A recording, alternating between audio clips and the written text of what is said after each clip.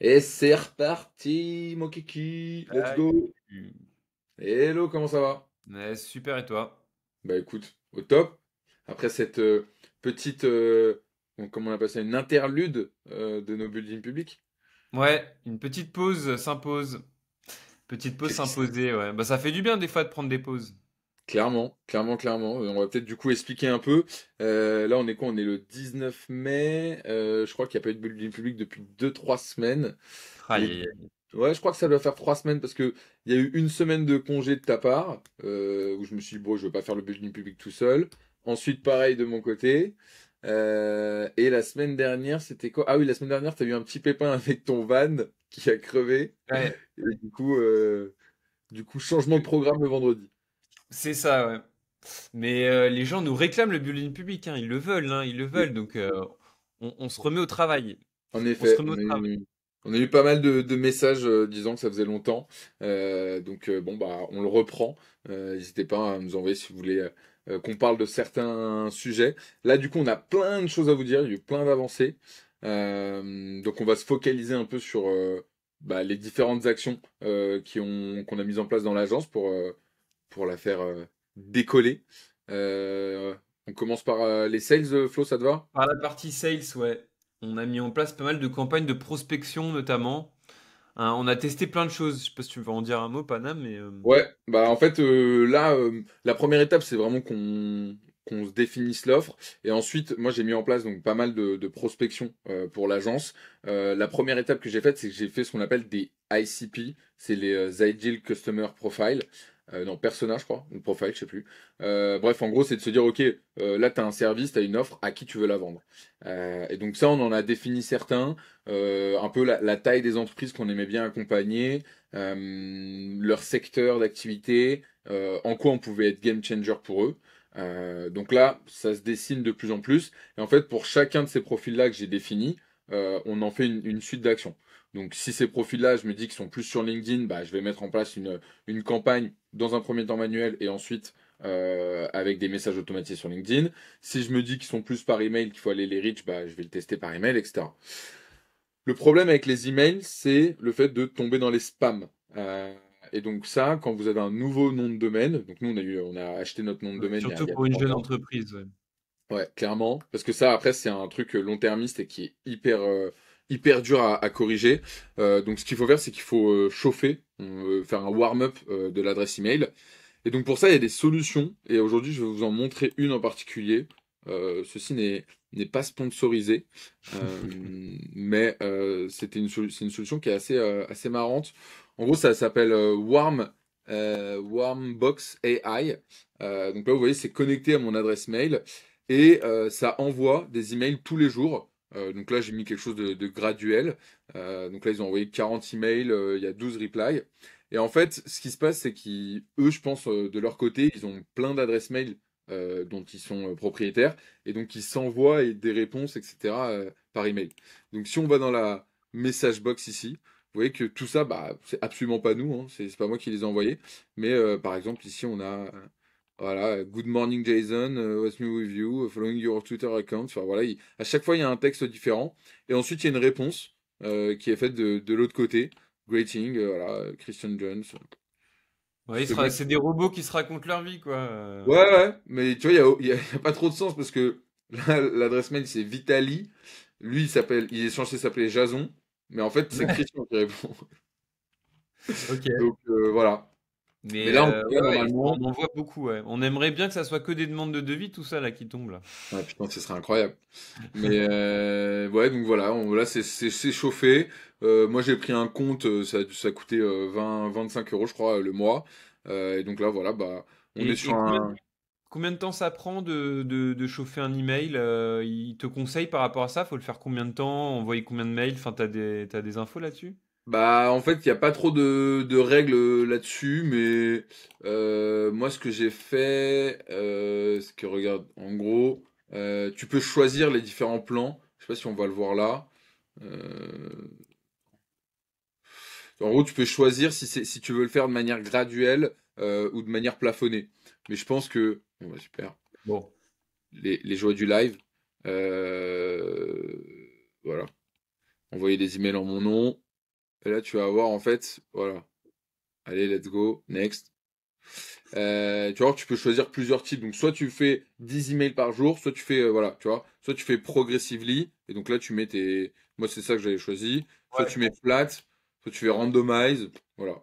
J'avoue que je suis pas expert en délivrabilité d'accord. d'email, mais par rapport à d'autres solutions où ils racontent, ils font des descriptions de chats et ils se l'envoient par email, là, au moins, ça a l'air un peu plus sérieux, quoi. Ouais, ouais, effectivement. On ne citera pas de nom. Et donc Voilà. ça permet de ne pas tomber dans les spams quand on commence une activité, qu'on veut envoyer des campagnes. Ouais. Euh, Après, on précise, tu le disais tout à l'heure, que donc t'envoyais à la fois sur LinkedIn et par email, en fonction des profils ou du message que tu veux faire passer. Il faut savoir aussi que c'est possible de combiner les deux, que c'est même aussi recommandé de faire un premier message sur LinkedIn. En disant voilà je vous ai vu dans mes suggestions pour mon réseau social ce que voilà on peut se connecter et après de poser une question par email et une question sur LinkedIn si t'as pas de réponse d'envoyer un email ensuite. Enfin, vous pouvez mixer les deux. Parfois, Ouais. ça fait aussi bon effet, quoi. Ouais, c'est clair. Mais là, pour l'instant, je préfère, comme on est quand même sur un haut panier moyen, tu vois, en termes de projet, je me dis que pour l'instant, à la mano, c'est bien. Et une fois on aura trouvé ce qu'on appelle notre sweet spot un peu, là, on bombardera et let's go quand on aura l'équipe qui pourra suivre derrière sur les demandes.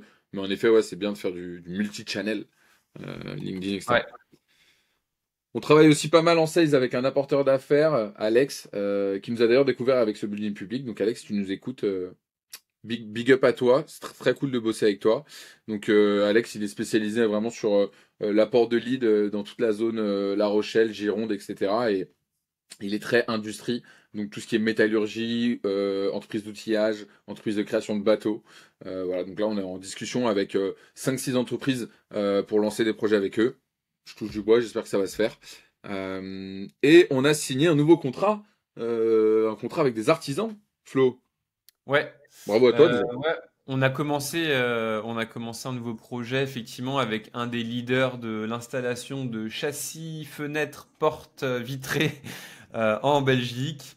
C'est un super projet qui nous plaît bien parce que bah, c'est une entreprise très traditionnelle. C'est un projet que voilà, on fait en association avec un ancien collègue qui nous a proposé de travailler sur ce projet et on va leur faire en fait un logiciel de gestion d'intervention.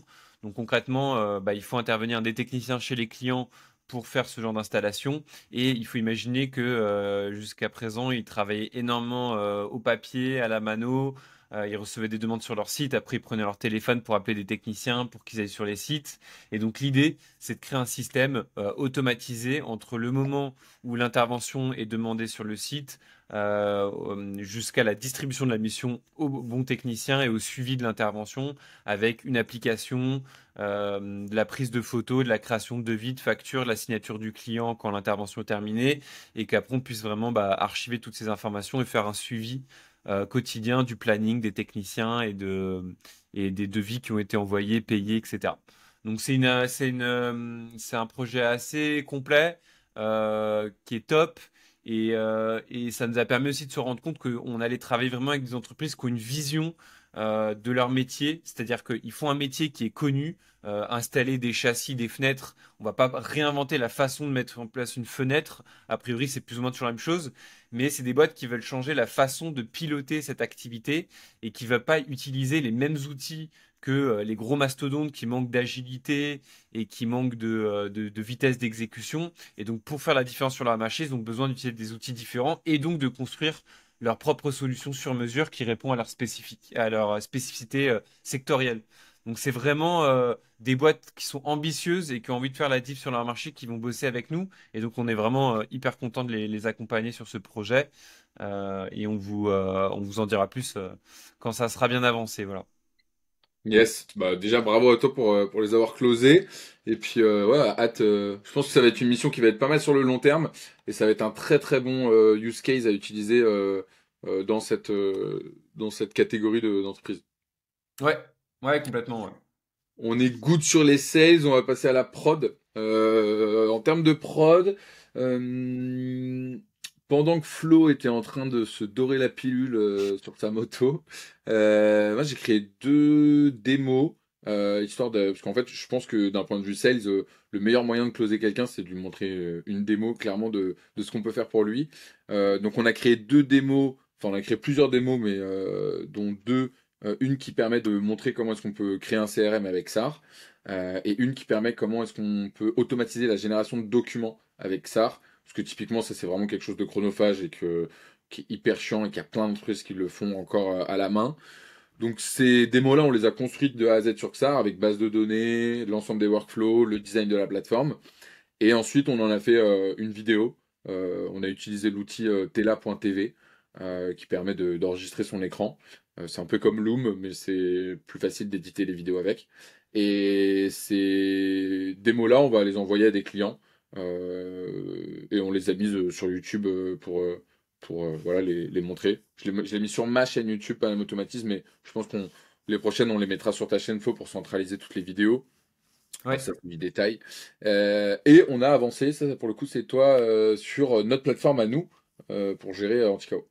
Ouais, c'est bon. On a une plateforme qui est prête avec qui est en deux parties. Donc un espace client sur lequel on va onboarder nos clients. J'avais présenté le processus il y a quelques temps et donc maintenant les clients vont pouvoir suivre les crédits qu'ils ont achetés pour travailler avec nous en heure de développement. Ils vont pouvoir télécharger leurs factures, prendre contact avec nous et surtout suivre les réalisations chaque semaine en direct depuis la plateforme, comprendre quelles ont été les sessions de travail, les sessions de développement qui ont été faites et suivre l'avancée du projet. Et surtout, après, il y a une partie plutôt administrateur qui est plutôt pour nous et qui nous permet, en fait, qui est connecté à cet espace client et qui nous permet, nous, de déclarer des informations sur des clients, donc d'avoir un suivi des clients, suivi des documents qui sont partagés avec les clients et de déclarer aussi toutes les sessions de travail qu'on fait au quotidien. Et donc, en fait, les deux sont connectés, les deux parties sont connectées l'une à l'autre et on aura l'occasion, j'espère, très prochainement de vous faire une démo de tout ça. On avait déjà fait d'ailleurs une démo sur le précédent building public et je ferai une vidéo un peu plus complète pour expliquer comment tout ça fonctionne. Et donc on est hyper content du résultat et c'est vrai que ça fait une super expérience client quand voilà, le client peut être onboardé en automatisé sur une plateforme. Ça fait quand même son petit effet et puis nous, ça nous permet aussi de se concentrer sur d'autres choses. Et notamment, par exemple, faire d'autres démos, des prototypes aussi. Je crois qu'on l'avait dit la dernière fois, mais on crée parfois des petits prototypes pour des beaux prospects pour voilà, les aider à se projeter. Donc le temps qu'on ne passe pas à onboarder ou créer des offres est alloué à la création de prototypes. Voilà. Donc c'est plutôt une bonne nouvelle. Ouais, de ouf. Non, non, la plateforme, elle est super belle, elle est hyper fonctionnelle. Et c'est vrai que ça fait gagner du temps, savoir sur le paiement, la signature des contrats. Et puis aussi, je pense que les clients, et notamment dans les différents use cases qu'on a vus, tu vois, avec XAR, il y a, quand tu as une interface entre une agence, enfin entre une entreprise et des clients, souvent les clients, ils ont besoin de visibilité. Et ça, c'est souvent des tâches chronophages de dire par email, bah voilà, j'ai bossé tant d'heures, ou alors on en est là de ce projet, etc. Donc là, ils ont un dashboard avec exactement les heures qu'on a fait, où est-ce qu'on en est dans le projet, quelles sont les factures qui ont été réglées, quelles sont les factures qui doivent régler en cours, etc. S'ils veulent retrouver le contrat, enfin ils peuvent tout retrouver au même endroit. Et ça, c'est Ouais. vrai qu'ils ont en un lien, ils ont toutes les informations au lieu d'en avoir un peu sur WhatsApp, un peu sur Slack, un peu sur email. Là, c'est vrai que c'est un vrai gain de temps. Donc c'est vraiment cool. C'est un de nos combats, hein, d'éviter que les données soient trop éparpillées. Donc pour l'instant, on s'en sort pas trop mal. On range même nous, on range tellement bien maintenant les documents qu'on se parle plus de la semaine. La seule fois où on se parle, c'est pour ce bulletin public. Presque. T'exagères un peu, mais c'est ça. Et du coup, good sur la prod. La semaine prochaine, on va pas mal se focaliser sur deux choses. Parce que je sais pas si on l'avait déjà dit en public, mais on l'avait annoncé sur LinkedIn. On est partenaire maintenant officiel de XAR. Donc on est revendeur officiel de la solution. On a signé un partenariat avec eux. Et donc on a accès à des fonctionnalités en avance, notamment deux fonctionnalités qu'ils ont sorties là récemment, l'intelligence artificielle et les automatisations. Donc ils ont un module exactement designé comme un Zapier ou comme un Make. Enfin d'ailleurs ça a plus le design d'un Zapier qui permet en fait de faire des automatisations à l'intérieur de son app. Donc là encore une fois d'un point de vue coût, internalisation des coûts incroyables dans XAR. Ça évite de prendre un autre abonnement. Ça va pas juste, c'est pas aussi développé qu'un Make évidemment, mais ça permet déjà de faire une bonne partie des automatisations. Et la deuxième partie, l'IA. L'IA qui commence à nous intéresser, à nous titiller aussi pas mal. Pourquoi? Parce qu'il y a certains de nos prospects qui nous en ont parlé, qui voulaient mettre en place de l'intelligence artificielle dans les entreprises. Donc on a fait deux choses. Un, on est bêta-testeur sur XAR pour étudier et voir comment est-ce qu'on peut installer l'IA. Concrètement, l'utilisation de l'IA dans les entreprises, c'est qu'ils puissent dire, bah voilà, sors-moi toutes les informations de mon dernier projet avec EDF. Et là, en fait, ça sort tout, le temps du projet, la propale, les informations importantes, etc. En allant chercher dans des PowerPoint, dans des Word, etc. Et créer vraiment le moteur de recherche de son entreprise. Et on a créé une base de données d'outils IA qu'on surveille et qu'on utilise. Et pareil, qu'on envoie. On pourra vous mettre le lien dans la description de la vidéo si vous voulez. Ouais. Du coup, c'est parfait. C'est une belle intro sur le marketing. Marketing, on a trois grosses actions. Donc là, première chose, c'est cette mise en place de cette base de données d'outils. La base de données, moi, je l'ai créée sur Notion. J'ai utilisé l'extension Save to Notion pour ajouter rapidement des sites internet. Et ensuite, j'ai créé un formulaire sur Tally pour récupérer les emails des différentes personnes qui s'inscrivent et qui reçoivent évidemment un email ensuite, un peu de prospection en disant t'as vu des outils IA, si tu veux en mettre en place dans ton entreprise, viens voir Anticao. Ça, c'est la première action. La deuxième action, c'est j'ai fait un post sur une entreprise qui s'appelle Odoo, enfin plus précisément sur le CEO d'Odoo, qui est un CRM open source sur mesure. C'est un CRM qui permet de faire plein de choses, mais qui est pas du tout beau et très compliqué à prendre en main en fait par les utilisateurs, comme tous les logiciels open source d'ailleurs. Euh, et du coup, ce post-là, c'est un post qu'on appelle de type éloge sur LinkedIn. Il a pas mal explosé. On a fait 300 000 vues. Donc ça a donné pas mal de visibilité sur Anticao. Ça nous a apporté 3 leads. Donc ça c'est cool, mais ça revient sur l'importance de vraiment publier tous les jours avec Flo. Moi j'essaye de vraiment essayer de garder les rythmes. Je donne même des idées à Flo pour le maintenir dans le rythme parce que lui parfois il a la Ah oui, tête dans pour la... peu sur LinkedIn, c'est mon Donc, ghostwriter, quoi, bien presque. Non, j'écris encore mes posts. Mais non, tu me donnes les idées et ça fait la différence, t'en remercie. je te donne la petite piqûre d'adrénaline pour te C'est ça. lancer. Et ouais, bah d'ailleurs, là, je pense que on va essayer d'en préparer un peu des posts. On commence à avoir des bonnes idées. Notamment aussi, parce qu'on n'en a pas parlé, mais on a commencé à une grosse présentation, un gros template, on va dire, de présentation de vente pour Anticao. Donc là, on a créé une présentation de 60 slides et ça sera notre point de départ pour faire les propositions pour les clients, en plus de la démo. Et là-dedans, dans cette présentation, on peaufine énormément le discours et il y a une ribambelle de post LinkedIn qu'on va pouvoir utiliser à partir de cette presse. Et il y a un partenariat avec Bravo PME qui arrive, donc on va être sponsorisé dans la newsletter de Bravo PME, et donc on va créer tout le discours et créer, enfin, tu l'as déjà fait d'ailleurs Flo, les use cases, etc. Donc toutes les informations qu'on va communiquer à Bravo PME. Euh, c'est clairement notre cible. On a investi pas mal d'argent dedans, donc on espère que les retombées seront bons. Mais moi j'ai pas trop de doutes, et je pense que quoi qu'il arrive, ça va quand même nous permettre de commencer des discussions et ça va un peu récolter tout ce qu'on va avoir semé comme récolter, c'est quoi? Les fruits? Non, c'est quoi? Les graines? Oui, les fruits de notre. Non, je Travail. sais pas. Tu mets le doute, oui, les fruits de notre travail, ouais, tout simplement. Récolter les graines, récolter les graines que l'on a semées, je crois que c'est ça. Ah oui, on peut le dire comme ça aussi. Et ouais, donc voilà, on a hâte de cette prochaine partenariat.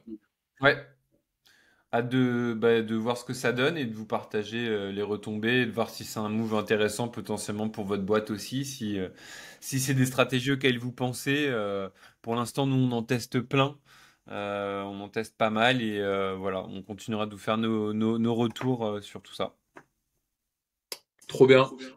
Bon, ouais, beaucoup d'informations là dans celui-là. J'espère que semaine prochaine, on pourra vous montrer un peu à quoi ça ressemble l'IA dans XAR avec des exemples concrets.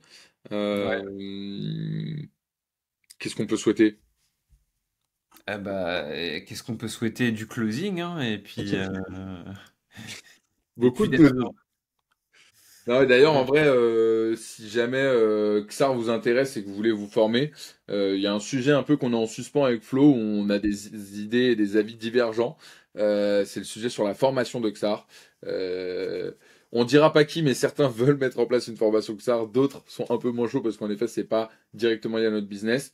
Si jamais vous voulez vous former sur XAR, n'hésitez pas à nous envoyer un message et nous dire si vous arrivez à vous former avec les ressources que vous avez aujourd'hui actuellement ou si vous avez besoin d'informations complémentaires, et on pourra échanger par rapport à ça. Et je crois que tu avais aussi oublié un deuxième appel, c'est l'appel à candidature pour les apporteurs d'affaires. Je crois qu'on l'a passé. That's true. Euh, That's true. et si, si vous pensez pouvoir nous apporter du business ou des clients qui rechercheraient des logiciels métiers sur mesure parce qu'ils sont dans des secteurs d'activité que vous connaissez ou que vous avez des contacts ou que c'est votre métier même de faire de l'apport d'affaires, bah écoutez, vous pouvez prendre contact avec Panam ou moi directement sur LinkedIn. Et on pourra voilà, discuter de ce partenariat. En tout cas, on cherche toujours des gens qui sont prêts à recommander notre approche et nos solutions, quoi. Grave, grave, grave, bien vu. C'est vrai que Content de bosser j'avais avec vous. oublié. Et ouais, je suis attentif, tu vois. J'ai mon petit plan sous les yeux, je regarde. T'es là, toi, t'es là, t'es là, t'es là. Ouais, tu vois. Je suis reposé, en même temps, je suis reposé. Toi, tu fatigues, tu bosses pour 10. C'est comme ça. Pour ça, attends, je vais prendre des vacances, ça faisait longtemps. Bah oui. Bah, il faut prendre des vacances aussi. L'entrepreneuriat, c'est un long parcours, un long chemin, et pour avoir bossé comme un jobard pendant mes premières années d'entrepreneuriat, je pense pas que ça soit la stratégie forcément gagnante. Des fois, il faut mettre des gros coups de collier, mais il faut savoir aussi pour avoir les idées claires, prendre du temps pour soi, faire du sport, avoir une hygiène de vie à côté qui est positive, et ça, sur le long terme, ça sera toujours plus rentable. Enfin, c'est ma façon de voir les choses maintenant. Ouais, c'est clair. Ouais, t'as complètement raison. Bah, c'est très facile en tant qu'entrepreneur de travailler beaucoup et de travailler entre guillemets mal dans le sens Ouais. où tu fais des actions qui n'ont pas forcément beaucoup d'impact. Et en fait, c'est un juste milieu entre les deux. Je suis d'accord avec toi. C'est de à la fois respecter la loi de Pareto que 80% de nos actions vont apporter 20% des résultats. Euh, non, c'est pas ça. 80, oui, c'est ça. Et dire aussi de voilà 20% de nos actions vont apporter 20%. Voilà. 80% des résultats. 20%. Faut aller chercher justement l'inverse. Mais ouais, faut respecter cette loi de Pareto et en même temps, faut travailler intelligemment. Et c'est pour ça aussi que on a quand même des échanges réguliers sur la stratégie, où est-ce qu'on va, qu'est-ce qu'on fait, où est-ce qu'on alloue notre temps, quoi. Voilà. Bon, ben sur ce, Y a plus qu'à? il n'y a plus qu'à. Allez, Merci, Madame, et merci à tous ceux qui ont suivi cette vidéo. On vous dit à la semaine prochaine. à plus! Salut, ciao.